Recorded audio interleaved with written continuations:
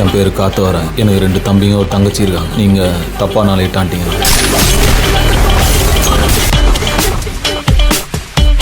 He is smarter than I thought. எங்க போயிடுவான் புரிஞ்சுக்கலாம். இந்த மாதிரி ஆளுங்களை தொடக்கூடாது. தொட்டா கன்ஃபார்மா முடிச்சிடணும்.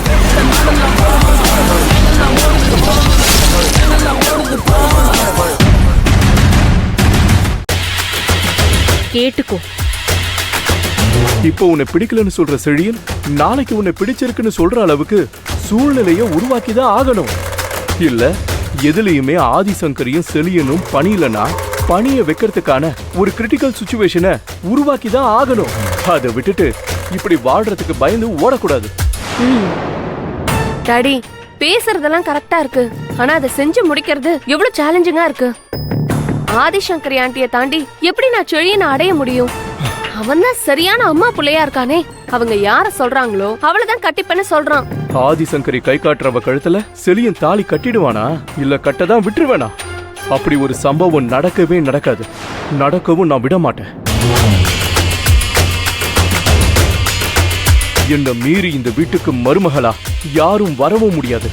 என் பொண்ணு நீதான் இந்த வீட்டுக்கு மருமக, செழியன் தான் என் மருமக. இத நான் எப்பவும் முடிவு பண்ணிட்டேன். இதுக்கு குறுக்க யாரு வந்தாலும் அடையாளம் தெரியாம அழிக்கிறதுக்கு நான் தயங்க மாட்டேன்.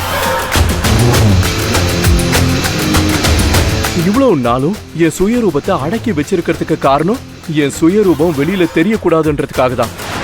அது தெரிஞ்சா என்னை எதிர்த்து நிக்கிறவனுக்கு தான் ஆபத்து. உனக்கு இப்ப சொல்ற, சத்தியம் பண்ணி சொல்ற, நீதான் இந்த வீட்டு மருமக. அப்பாவும் கூட பக்க பலமா இருக்க. நீ தைரியமா இரு. ஏங்க இவ்ளோ நாளா நீங்க அந்த ஆதிசங்கரிக்கு கட்டுப்பட்டு அவ சொல்றதுக்கெல்லாம் ஆமாசாமி போடுற ஆசாமியா தாங்க உங்களை நான் நினைச்சிட்டு இருந்தேன். ஆனா இப்பதான் தெரியுது நீங்க நம்ம குலத்துக்காக வந்த குலசாமின்னு. புலி தனக்கான இறைய பார்த்ததும் உடனே பாஞ்சி அடிச்சிடாது. பம்மி பதுங்கி குறி பார்த்து எந்த வழியிலையும் தன்னுடைய இறைய தப்பிக்க விடாம அடிச்சு சாகடிக்கும். அப்படிப்பட்ட வேங்கை புலிதான் நான். என் பொண்ணுக்காக அப்படி பாஞ்சு அடிக்கிற நேரம் எனக்கு வந்துருச்சு. இப்படி நீங்க பேசுறத கேக்குறப்பதான் எனக்கு சந்தோஷமாவும் பெருமையாவும் இருக்கு. நீங்க சொன்ன மாதிரியே நம்ம பொண்ணுக்கும் செழியனுக்கும் கல்யாணம் நடந்தாதான் நமக்கும் மரியாதை. கண்டிப்பா நடக்கும். கல்யாணம்னு ஒண்ணு செழியன் பண்ணா அது ரேஷ்மாவோடதான். அப்படி பண்ண மாட்டேன்னு அவன் சொன்னா அவன் கடைசி வரைக்கும் பிரம்மச்சாரியா ஆதிசங்கரியோட கையாலாகாத பிள்ளையாதான் இருப்பான் அவன். கல்யாணம் குடும்பம் குழந்தைன்னு எந்த சந்தோஷத்தையும் அவன் அனுபவிக்காம வாழ்ந்து இந்த உலகத்தை விட்டே போய் சேருவான். செழியன் கல்யாணம் பண்ணிக்கணும், குழந்தை குட்டிங்களை பெத்துக்கணும்னு விதி இருந்தா அது நம்ம ரேஷ்மா கூட தான். நீங்க எங்களுக்கு பக்க பலமா இருக்கிறப்போ நிச்சயமா நம்ம நினைக்கிறது தாங்க நடக்கும்.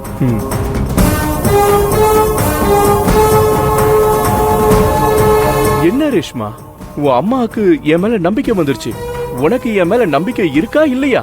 டாடி இது வரைக்கும் நான் உங்களை முழுசா நம்பல, ஆனா இப்ப எனக்கு உங்க மேல முழு நம்பிக்கை வந்துருச்சு டாடி.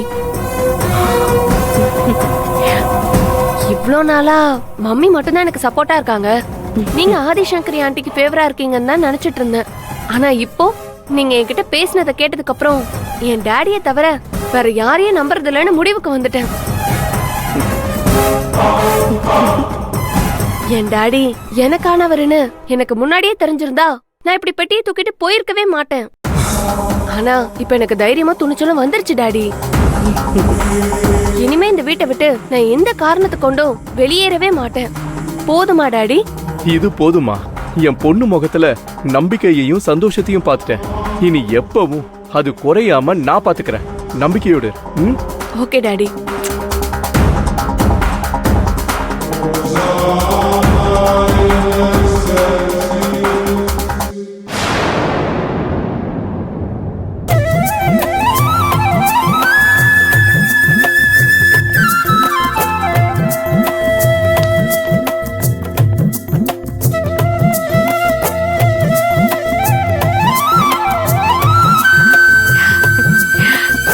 பாட்டி கோயிலுக்கு போயிட்டு வரீங்களா? ஆமா காயத்ரி, பிரசாதம் எடுத்துக்கோ. ம். பாட்டி, நீங்க கோயிலுக்கு போனதுக்கு அப்புறம் வீட்ல என்னெல்லாம் நடந்துச்சு தெரியுமா? என்ன சொல்ற? சந்தோஷப்படுற மாதிரி நடந்துச்சா இல்ல சங்கடப்படுற மாதிரி நடந்துச்சா? நான் சொல்றத வச்சு நீங்களே தெரிஞ்சுக்கோங்க. ரேஷ்மா இருக்கால,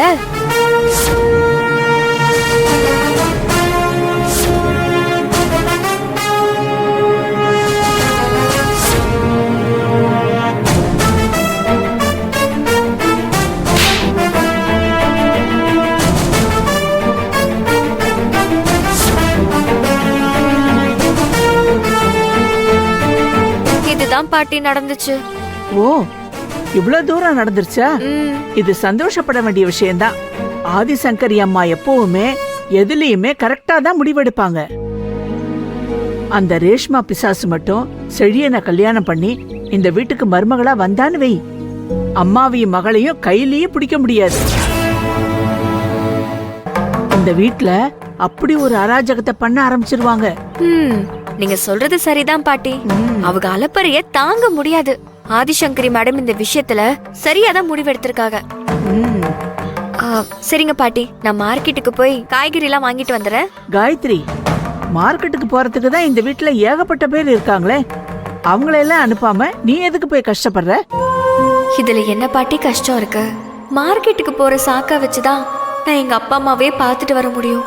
இங்க இருந்து வெளியே போயிட்டு வர எனக்கு கிடைச்ச ஒரே சான்ஸ் அது மட்டும் தானே பாட்டி.